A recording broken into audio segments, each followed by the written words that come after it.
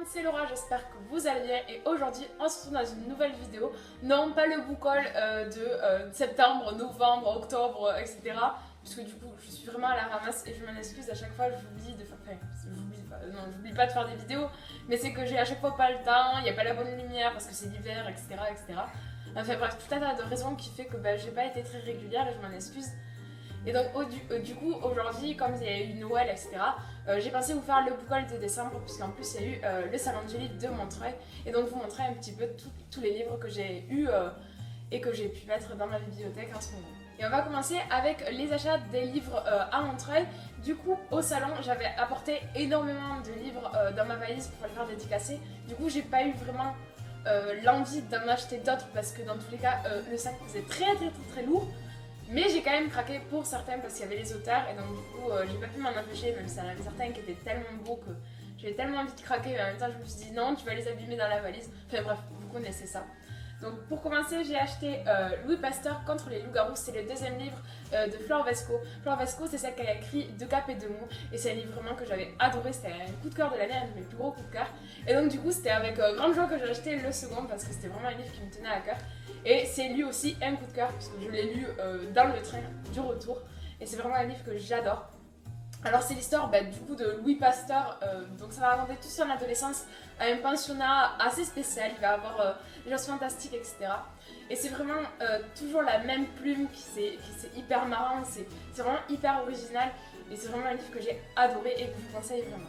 En second, j'ai pris U4 Stéphane de Vincent Villeminot. Alors il y avait les 4 auteurs de présent, mais j'avais déjà lu un livre de Vincent Villeminot, donc du coup pour aller le voir et puis en plus me faire dédicacer cette série dont j'entends énormément parler, donc c'est de la science-fiction, de la dystopie, etc. Et ça a vraiment été un carton en France, du coup j'en entendais beaucoup parler sur les chaînes, sur les blogs et tout ça, donc ça me faisait extrêmement envie. Surtout en plus je participe au défi Babelio, je crois qu'il y est, où il y en a un de la 4, non je sais plus comment on dit, quand il y a 4 livres. Et donc du coup, j'avais eu vraiment envie de le lire, donc du coup, j'espère qu'il va me plaire. Et en troisième, je me suis prise La Police des Secrets, le tome 1 de Brenda Drake. Alors j'ai eu la chance de la rencontrer, c'était le matin, il y avait vraiment personne, donc du coup j'étais super contente parce que l'après-midi il y a eu je crois 2 heures de queue, il y en avait au moins, donc j'étais super contente de pouvoir la rencontrer, du coup j'ai pu papoter avec elle pendant un moment, même si on sait que mon anglais est pas excellentissime. Mais c'était super chouette, en plus j'ai eu un poster dédicacé, un marque-page, donc c'était vraiment génial. En plus c'est un livre qui parle de fantasy et de livres, donc bon, c'est vraiment les sujets qui me plaisent, donc j'espère qu'il va me plaire aussi. En passant à la librairie, j'ai eu envie de me prendre un manga, et alors j'ai craqué pour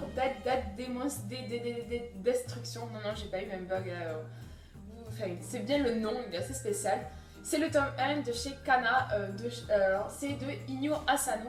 Et c'est vraiment un livre assez spécial, c'est un manga quand même avec une histoire assez bizarre. Il y a des extraterrestres, mais ça fait 3 ans et ils n'ont jamais attaqué. Voilà, il y a leur vaisseau, c'est très spécial parce qu'il y a toute la vie qui continue. C'est assez spécial, mais c'est quand même un truc que je fais un manga que j'ai adoré parce que les dessins sont vraiment magnifiques. Et dans le cadre d'un exposé que je dois faire sur les femmes écrivains, sur plusieurs siècles, etc. pour le lycée, je me suis acheté plusieurs livres, donc La Belle et la Bête et autres contes de Madame le Prince de Beaumont chez Larousse et les petits classiques, George Sand, La Mare au Diable et Colette le Bien en Herbe. Alors n'hésitez pas à me conseiller vous aussi des livres que vous connaissez qui seraient bien pour mon exposé ou quoi que ce soit, ou si vous connaissez des livres sur le sujet parce que ça m'intéresse beaucoup. Alors en tout cas j'espère que ces livres vont me plaire parce que si ça me plaît pas, ça va être difficile d'en tirer quelque chose pour l'exposer. Mais je pense que La Belle et la Bête, que ce soit George Sand ou Colette, ça va être des bonnes surprises.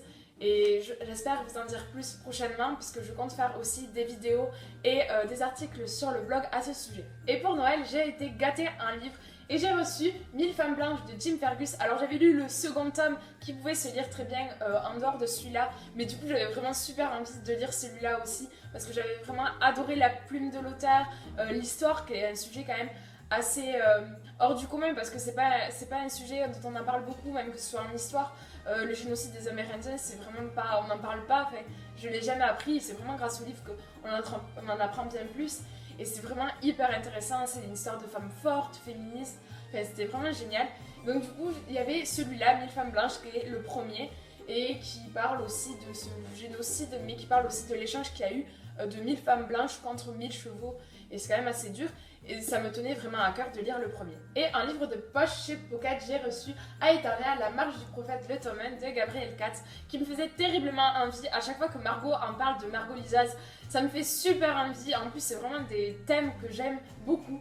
Donc fantasy, un peu monde qui aurait pu se passer avec tout un tas de péripéties, guerre de religion, etc. C'est vraiment quelque chose que j'adore avec des personnages hyper bien construits, d'après ses dires.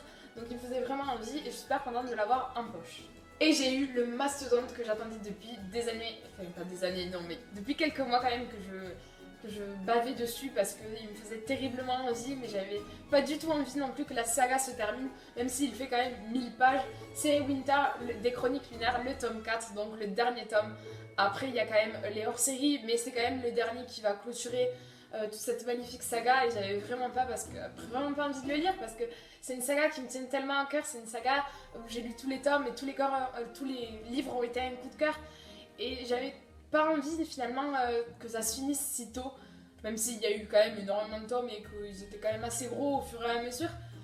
Donc là c'est 1000 pages, je sais, de bonheur, et je l'ai commencé et c'est vraiment que du plaisir. Et le Papa Noël m'a aussi apporté Les Ailes d'Émeraude d'Alexandre Delis aux éditions Nouvelle Plume. Alors c'est un livre qui a gagné le prix de l'imaginaire en 2014 si je me souviens bien. C'est de la fantasy, je me souviens plus vraiment des détails de l'histoire. Je sais qu'en tout cas les thèmes vont aussi me plaire puisque voilà, c'est toujours dans le registre fantasy, fantastique, science-fiction. J'espère qu'il va me plaire et je vous en dis plus dans une prochaine vidéo. Et pour finir, j'ai eu la bande dessinée Culottée, le tome 1 des femmes qui ne font que ce qu'elles veulent de Pénélope Bagieux chez Gallimard. Donc c'est juste une couverture magnifique. Voilà, je sais pas vous, mais moi alors j'en suis tombée fan dès que je l'ai vu, j'étais là, et ils me la font. Du coup, ma maman me l'a commandé. Non, c'est la mère Noël qui me l'a commandé. Et du coup, voilà, j'ai super adoré, c'était un énorme coup de cœur. C'est vraiment un livre que je vous conseille à mettre dans toutes les mains. Ça rencontre 15 portraits de femmes au destin un peu hors du commun. Et c'est vraiment juste génial, l'histoire, les dessins, comment c'est raconté, c'est vraiment super beau. Et c'est vraiment une super belle histoire par toute cette vie, parce qu'il y a vraiment des femmes qu'on ne connaît pas spécialement. Enfin, moi je pense que j'en connaissais aucune, hein, c'est pour dire. Et c'est super chouette de découvrir des femmes comme ça, qu'on pense pas, et qui pourtant ont influencé énormément de vie. Et c'est un livre vraiment que j'ai adoré, et il me tarde vraiment d'avoir le second tome qui sortira, je crois, en mars.